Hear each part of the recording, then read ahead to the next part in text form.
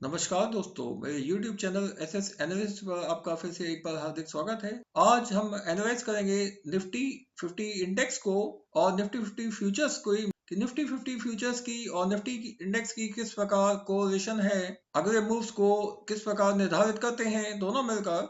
क्योंकि Nifty index की जो पोजीशन है वो निफ्टी 50 फ्यूचर्स के ऊपर है या नीचे है, ये काफी बड़ा एक अहम रोल होता है निफ्टी का एक डायरेक्शन को प्रदान करने में। तो यहाँ आप देख रहे हैं निफ्टी 50 इंडेक्स का एक 1 आवर चार्ट। तो यहाँ आप देख सकते हैं निफ्टी ने किस प्रकार 2 दिसंबर से 12,975 के स्तर से जब एक बढ़त की शुरुआत की तो किस तरह की फॉर्मेशन यहाँ निफ्टी ने दी थी और फाइनली निफ्टी ने एक बढ़त का दौर जारी रखा, जहाँ की निफ्टी ने अंततः 13,778 पर जब निफ्टी पहुंचा 17 दिसंबर को, तो निफ्टी में एक टफ रेजिस्टेंस देखने को मिला इस स्तर पर, जहां की निफ्टी ने लगातार कोशिश की इस स्तर को तोड़ने की, यानी 13,778 के। परंतु फाइनली निफ्टी ने जब एक अटेम्प्ट किया 21 दिसंबर को, तो निफ्टी में एक बड़ी गिरावट यहाँ देखी गई, जहां की निफ्टी ने इस गिरावट में आप देख सकते हैं कि 13,129 के स्तर को भी छुआ है और ये एक बड़ी गिरावट थी जिसका की असर हमें आगे भी देखने को मिला।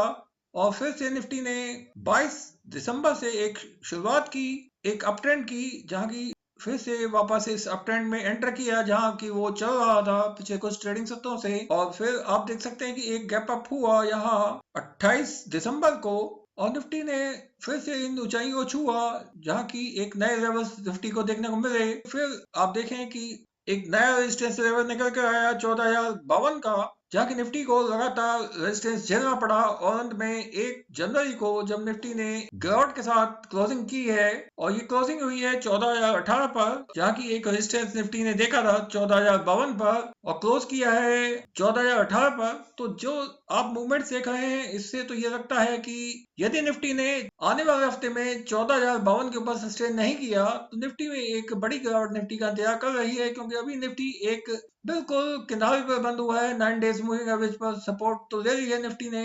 तो मेरा मानना है कि यदि निफ्टी ने एक गैप डाउन ओपनिंग के साथ आने वाले हफ्ते की शुरुआत की तो तब देखना होगा कि निफ्टी 14,964 के इमीडिएट सपोर्ट को बचा पाता है या नहीं, और यदि इसके नीचे एक सस्टेनेबल मूव दिया निफ्टी ने तो मेरा मानना है कि निफ्टी को जो अगला सपोर्ट मिलेगा वो 13,833 पर मिलेगा, जो कि एक अहम लेवल है। निफ्टी इन लेवल्स के ऊपर फिर से एक बाउंस बैक ले सकता है, क्योंकि यहाँ इचिमोको क्लाउड का अपर एंड है एक आवरली टाइम फ्रेम में, और उसके बाद जो अगला सपोर्ट है वो इचिमोको क्लाउड का लोअर एंड है जो कि 13,558 पर है। तो अब देखना होगा कि निफ्टी आने वाले हफ्ते में किस प्रकार के मूव दिखा सकता है। और वहीं मेरा मानना है कि यदि निफ्टी ने आने वाले हफ्ते की शुरुआत एक गैप अप ओपनिंग के साथ की, यानी 14,096 के ऊपर यदि सस्टेन कर लिया निफ्टी ने, तो हम निफ्टी को 14,200 की तरफ जाते हुए देखेंगे, जहाँ की निफ्टी को 14,200 पर जो अगला रेजिस्टेंस है वो मिल सकता है।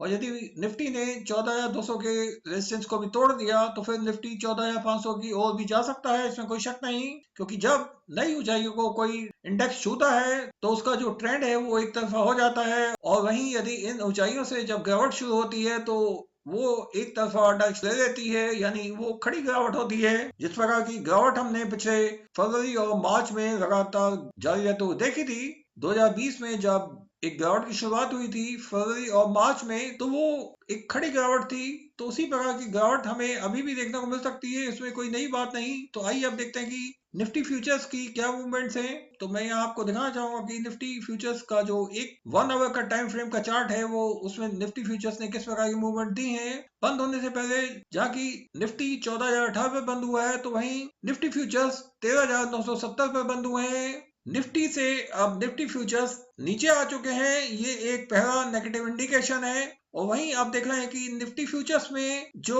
ये पोजीशन है यानी 9 डेज मूविंग एवरेज नीचे आ चुका है 26 डेज मूविंग एवरेज के, और दोनों का जो रुख है वो नीचे की ओर है। आइए मैं इसको जूम करके दिखाऊंगा आपको। तो आप यहाँ देख सकते हैं कि निफ्टी फ्यूचर्स की मूवमेंट्स किस प्रकार की रही हैं पिछले कुछ ट्रेडिंग सत्रों में। एक 1 आवर टाइम फ्रेम में आप देख सकते हैं कि ये जो लेवल है 14,070 का, ये निफ्टी फ्यूचर्स के लिए एक कड़ी रेजिस्टेंस के रूप में निकल कर आया है।